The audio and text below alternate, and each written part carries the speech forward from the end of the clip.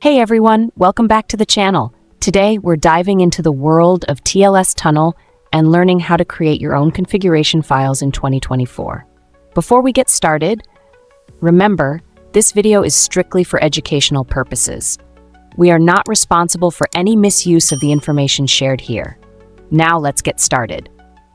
First things first, download the TLS Tunnel app from the Google Play Store. I've provided a link in the video description for easy access.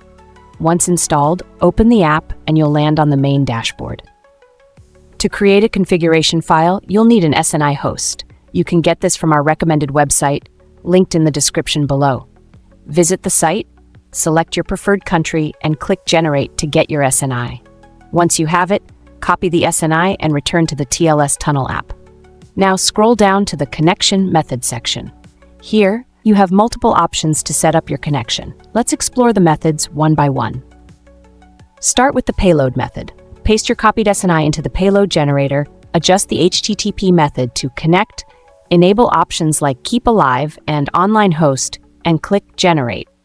Once the payload is ready, apply and save the settings. Finally, click Start to connect. This method is the simplest. Just paste the SNI host directly into the designated field, save the settings, and start the connection. The TLS Tunnel app comes with built-in SSH accounts, so you don't need to create one separately. Select a server from the provided list, and you're good to go.